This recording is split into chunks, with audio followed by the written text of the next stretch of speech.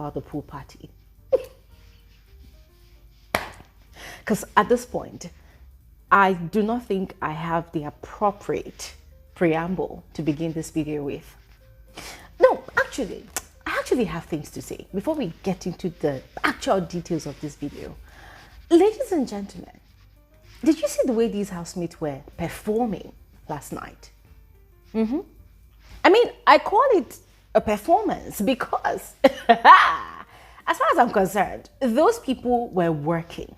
They were working overtime to please Big Brother, to entertain us, the viewers, and to do the work that they were selected to do in that house. Because listen, one thing I've noticed about the parties in Big Brother's house is there's a way these housemates will party. You will know that they are having fun. And there's a way they will also party and you will know that they are doing it because they want to really impress Big Brother, or probably because Big Brother has complained that they are boring. I.e. was last week's pool party. The way they were dancing, kata, kata, kata, kata, kata, kata, kata, kata. The frenzy with which everybody was dancing. Hey, oh my goodness. Last night, the bullies were out.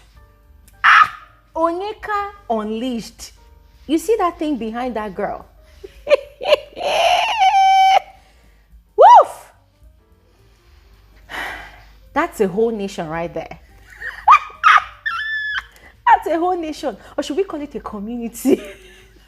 That's a whole nation right there. And then Nelly. Oh. You know, it's one thing to have the backside, and it's another thing to be able to utilize it properly. Is it functional or is it static? See, whether Nelly's bomb is real or not, ladies and gentlemen, that thing is not static. It is real. It was busy. It was functional. Because the way the thing was regularly, I say, sisters, calm down. There's no competition in this thing called dancing. Calm down, calm down. And then, Wani.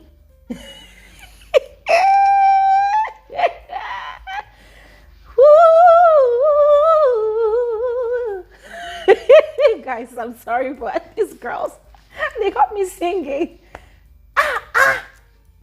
You want to destroy Sean's future with Bum Bum. You want to destroy that guy's eyesight. And even though the guy was trying to keep... Oh my God. Ladies and gentlemen, last night's party was a clear evidence of the saying that I would always say about the show, any season in, season out, that the fear of Biggie is the beginning of wisdom for the housemates. These housemates, they worked really hard. Because of course, I mean, come on. Do they want to give us a boring party? After how Biggie has really shown them that he's quite upset with them. And mind you, I think since on Monday or Tuesday, last night's pool party was the first time that they were coming outside to see the garden. So they were like chickens that have been cooped up in a cage. And then finally they released them to the real world. And oh my God, everybody just wants to soak up nature before they go back to their prison. See, the most exciting part for me, like this one is personal. The most exciting part for me is the fact that the grilling stand was dead. They did not give them chicken. There was no chicken to fight over. There was no chicken for Kellyrae to grill. There was no chicken for Baba Ibeji to go and be supervising over. And there was no minced pie for them to snack on whilst they lazied about in the garden on the name of a pool party. Ladies and gentlemen, I think it made me happy last night too. But the housemates, hey, they impressed me. They impressed me. However, in the light of all of these little snippets I have just, shared with you, there were certain things I observed from the party that I'm going to share with all of you on this video. I mean, come on. There's no way I would make this video without sharing my observations, right? So I'm going to share all of that on this video. Make sure you watch till the end. You do not want to miss out on anything because there was a lot going on at that pool party. There were a lot of things that your eyes probably did not catch, but I caught them. I'm going to share all of them on this video. So please make sure you watch till the end. And you're welcome to my channel. My name is Elijah. This is Frankly Speaking with Elijah, and I am the girl with the tea. Okay, I wanted to say let's just go into the video, but guys, please don't forget to give this video a thumbs up. Like this video if you're enjoying it so far. All right, and also if you are enjoying being a part of this community. Oh, quick reminder, don't forget, tomorrow by 3 p.m. WAT, we're going to be converging here for our YouTube live conversation. Please come through. Do not miss out. There's a lot to unpack. All right, now quickly we move to the rest of this video. So first, beginning with Nelly and Suji. Ladies and gentlemen, I watched these two people all night, and see, a lot is just going through my mind, and there are certain things I want to say, but I said, nah, let me just keep it back. Let me just keep it to myself. I won't say it, because if I say it, yeah, it's going to open a can of worms. But let me just tell you what happened. Let me just tell you what happened. So yesterday, right? Yesterday, there was a conversation between Ben and Chizoba. I've done a video telling you all about how Ben feels like Chizoba is not giving enough to their so-called relationship. And they were having that conversation yesterday. Chizoba, of course, was still acting funny. I mean, anybody that watches those two people and listen to their conversation, you would just know clearly that Chizoba is not really interested in Ben. She's just doing whatever she's doing for the game, yeah. And Ben is probably doing the same thing, yeah. So we're having that conversation, and Nelly automatically, changed the focus to be on herself and her relationship with Suji. And so she was telling Ben that she was getting tired, she was growing tired. She easily gets tired of people. Just basically the same thing that she complained to Big Brother some weeks back when she and Anita had their diary session as a duo. And both of them had complained that they were tired of their respective relationships, right? And that was what we concluded, that Nelly actually needed attention. So the same thing was the case yesterday. She was just talking about, oh, she doesn't know how Suji is going to take it. She's tired and she just needs her space, Anyways, that was what she was just lamenting about. And then she had gone ahead to discuss with Suji, but she wasn't being forthcoming about what exactly she wanted. She wasn't actually telling him that she was done with their relationship. She wanted them to break up or whatever. She was just beating about the bush. And you could tell that Suji was irritated, but maturity stepped in and he was quite, accommodating to her feelings. He did not invalidate her feelings. As a matter of fact, he was encouraging her to really share what was really bothering her. And for him, he was smart enough to understand that, okay, part of it could be that it's because they've been cooped up in the house, almost the entire week. And Biggie has been upset with them. There's so much pressure in the house. Biggie's harshness towards them, no hot water. So everything is getting to her. So for him, he just narrowed down everything to those factors and decided not to jump into conclusions. And then she was saying that she wanted to go and cook. He told her, okay, fine, go ahead and cook. When you're done, let's revisit this conversation and then tell me what exactly is on your mind, because I'm not going to draw any conclusions without you telling me what you want to tell me. Yes, she had told him that she's tired. She's tired. She's tired. That's just basically what she was singing. But he doesn't know what to do with that information. Okay, fine, you're tired. So what do you want to do about it? So she hasn't opened her mouth to tell him that she was done with the relationship. Anyways, fast forward to the pool party. Here I was thinking that Nelly was going to do her own thing, right? Although at some point, she sort of detangled herself from Suji to go twerk, dance. But guess what? She found her way back into his arms. And the way Nelly was rocking and grinding and dancing with Suji, Nelly was dancing with Suji like it was their wedding day. Guys, I was shook. I was shook because I was looking at Nelly like this and I was wondering like, okay, girl, aren't you tired anymore? I thought you said you were tired. Like, ladies and gentlemen, Nelly looked like the happiest bride dancing at her reception and already, experiencing her honeymoon right there and then.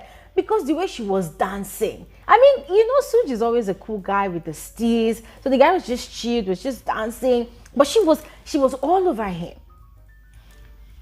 And I said, come on. Maybe, just maybe, I have finally found the name of that thing that is wrong with Nelly. Because on the look of things, it might seem as though anytime she feels like Suge is not physically all over her, it seems like that is when she begins to sing the tune of I'm tired, I'm tired, I'm tired. And of course, coupled with other pressures, from the house.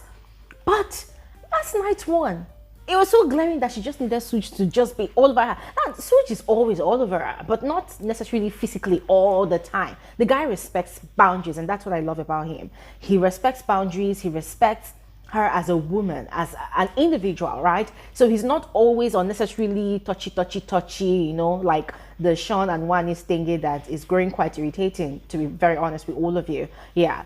But I was just looking at Nelly last night. I said, now, wow, my gender, you people, no, us people, we've got problems. We need to have a general meeting and talk. Besides Nelly and Suji, there was also Wani and Sha. And frankly speaking, guys, this is not out of spite or resentment or anything, but I think at this point, I'm now kind of irritated every time I see Wani and Sha doing their shenanigans during the parties, yeah, especially the pool parties. You see all that bringing out your tongue, licking the tongue and kissing, and the over, how do I put it now? I think they just do things over the top. And it's very obvious that it's forced. It's very obvious that they are doing it to trend, to be the highlight of the pool party. And for some weird reason, they probably think that, they are the moment during the pool party, but then you can't blame them because they are actually contestants on the show. They are not viewers like us that tend to see almost everything that happens at the party, right? But guys, at this point, it's no longer cute. Every time they do their kissing and all their erotic bullshit, it's no longer cute.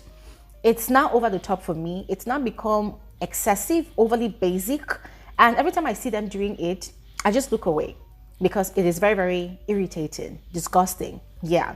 Now, that is their own kind of content, and I do not fault them for it. But as a viewer, I'm just saying that at this point in time, it does nothing for me. I just find it very disgusting to look at. Yeah, because Wani especially, she goes over the top with it. Yeah, she does too much with it. And you see, this is one thing that these housemates do not understand. Season in and season out, they make the same mistake. I don't know how many of you have noticed that with this big Brother Naija show, yeah, the first time a couple that's a shipping couple, begin to talk to each other, for some people, especially the shippers, they get really excited. They want to see more. They want to see the couple kiss, right? And then the first time the kiss happens, people rejoice. That's the shippers. They rejoice, they love it, they're excited. And that excitement is stemming from the anxiousness, the expectations that they have been carrying about that ship. So it's exciting, it's sweet, it's beautiful to watch, especially if the kiss happens in the most unexpected manner. Yes, people are always excited about it. But then, when it now becomes a frequent thing, when it now becomes a thing that they do at every given point in time, it now begins to look disgusting to me, and of course some other people that actually agree with me, of course. So ladies and gentlemen, I was watching these two people during the pool party, and I just could not see beyond the nonsense they were doing. For me, it was rubbish. It was nonsense. Yes, Wani was twerking heavily. Like, yes, the twerking is allowed, but all that. Moving on. Now, there was also Kellyrae and Casia. Those two, ladies and gentlemen, I'm afraid that at this point, they no longer give an actual fuck about what people think. That's their fellow housemates now, especially Casia. Because the way Casia keeps throwing herself at Kellyrae, it's giving, I want you all to talk. I want you all to talk. Because, see, every single day of the week, especially in the mornings in the kitchen, OC and OZ, especially OC, is constantly attacking these two people and interrogating them about their relationship. Now, I get it. It's a game and he's probably trying to clock something if there's something there, right? But it's now become like an obsession with OC especially, because OC is always on their matter. He's always on their case. He's always probing. And I love how Kellyrae handles it. For him, sometimes he defends and sometimes he plays along. But for Casia, sometimes it gets really irritating. So now, it's looking like she no longer cares about what they think, and moving forward, she wants to even do things that would provoke them to even talk about them more, which on the one hand, I think is smart because it's their own way of creating content, and it also keeps their names on the mouth of the housemates, which automatically, translates to more traffic for them on the outside. But on the flip side, my fear is that she should not go and get overly emotional, get carried away, and then brought out one day, well, we're married, so what? And look, we've married for 10 years, so she doesn't go and start blurting out their secret here. But guys, I don't know what you think about that. Let me know. But with regards to the pool party, guys, for us, the viewers that know their secret, it was just very glaring that they don't give an actual fuck anymore. And then speaking about Kellyrae, let's not forget that some weeks ago, Kellyrae, during his diary session with Casia, had explained a strategy that he came up with, to be some sort of distraction from the conversations going on about his relationship with Casia in the house. And that strategy was for him to, create a narrative that is actually interested in Handi. Yep, that is interested in her, that he wants to be in a ship with her. Now, he had mentioned Anita's name as well, but seeing that Anita is now in a very serious situationship, with Tofa, he's decided to, focus his torch on Handi, although he did not really pursue it properly. But last week, Saturday, we saw how he went over to Handi to grind her in the party room in one dark corner. We saw the way he lifted her leg and was grinding her crazily. Casia had seen them, but you could tell that they already had an agreement about it. So it wasn't really a big deal for both of them. It did not cause any rift between both of them. Now, Handi, on the other hand, whilst Kellyrae is, concocting all of his plans and already in the process of executing it, Handi, on the other hand, also shared her own plans with Big Brother on Wednesday during her diary session. She had told Biggie that the way Kellyrae and Casia are moving, it's like they're neither here nor there. And so she's going to step in and flirt with Kellyrae and kiss him to, provoke a reaction from Casia.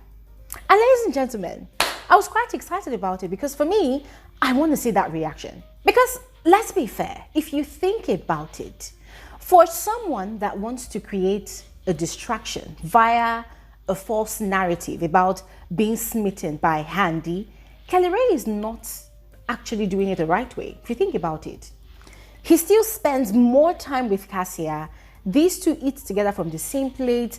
These days, I've been noticing that they've been sleeping in the same bed. They cuddle, like they are so close that anybody that watches the situation he has with Casia in the house and this new narrative is trying to push in the house, you would just immediately clock that, nah, this guy is pretending to have feelings for Handi, that the person he really has feelings for is Casia. And that is the point that the likes of OC is making in the house.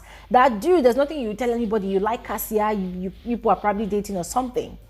So he is not doing enough to push that narrative. It's not enough to just go and dance with somebody one time and then you move away. No, you have to actually put more effort than that. So last night, during the pool party, Handi, she struck a plan. What did she do? Well, in the absence of the chicken and the grill, Kellyrae was having a lot of fun. He was in the pool, swimming and dancing. And then he was at the edge of the pool when Handi was, flirting with him. She was trying to get his attention. And then before we knew it, I think she acted like she wanted to tell him something. She wanted to talk to him. And before we knew it, she had leaned forward and tried to kiss him quickly. But guess what? Kellyrae was fast, because he had pursed his lips like, And so that kiss did not happen. But then guess what? The delusion of most of the viewers Striking. And you see, ladies and gentlemen, this is one thing I will never understand about the show. It's always very weird to me when people just intentionally choose to be delusional. They see the truth, they see the facts of a matter, but they do not want to accept it. Instead, they would rather accept the lie and the falsehood of a situation. Because that was exactly what happened last night. The internet was on fire. The Twitter timeline was going crazy. Why? Because there was this crazy argument from certain people, or maybe Handi's camp, that, oh my God, Handi, mission accomplished. Handi finally kissed Kellyrae. She kissed him. Yes. She I'm like, I don't understand. Is it that I did not see clearly or what? I literally had to go rewind. Hey God. Kellyrae literally pursed his lips like, So he did not kiss Handi. Handi was one that tried to plant a swift kiss on his lips, but he was like this, So the kiss did not happen, but people are adamant that it actually happened. I'm like, anyways, I can't help you guys. I can't. Believe whatever you want to believe. At the end of the day, I cannot dictate to anybody how they should view the show, right? So whatever your eyes saw, take it like that. It is on you. Aside that situation, another pair that was trying to give us some content was the Tonita ship, that is Tofa and Anita. Yes. Now, for the most part of the party, they were dancing apart. They were having their own fun apart.